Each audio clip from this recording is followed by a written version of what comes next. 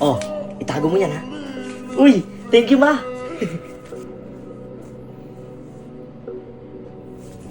Marvin. Marvin? Pasensya ka na kung di kami nakakadalaw ng anak ko ha. Ay, babawi ako bukas. Sama kasi ng pakiramdam ko eh. Okay ka lang ba?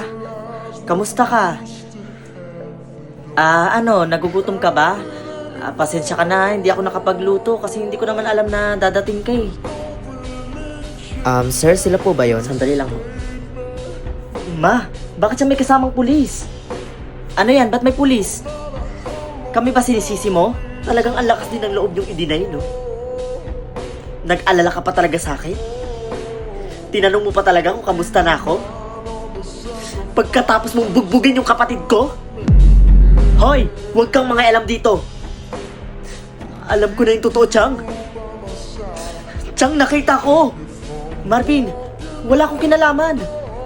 Akala niyo ba walang CCTV? Binubugbog niya yung kapatid ko na walang kalaban-laban.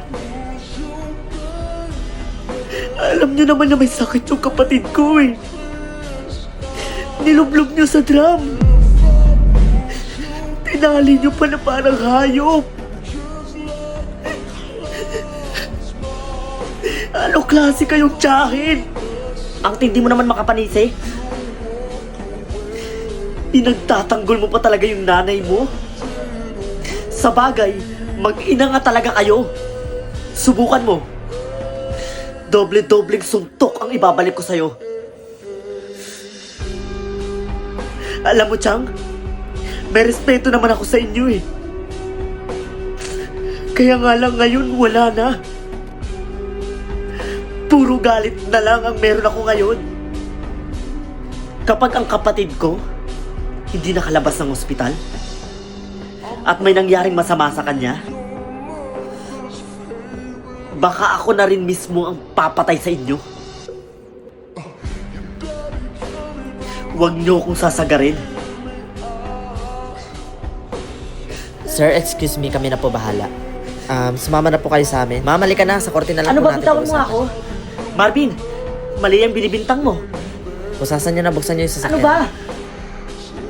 Ma'am, tara na po. Sumama na Ano po ba, kayo. bitawan mo ako? Doon na lang po tayo mag-usap-usap sa korte. Marvin, pagsisisihan mo to. Wala kang utang na loob. Tara na po, piste nga. Sir, tara na po, sumama Ano na ba, po bitawan kayo. niyo nga ako? Hindi pa ako nakahawak sa'yo, sir. OA ka. Mandaw, tara na agad, pag inambog.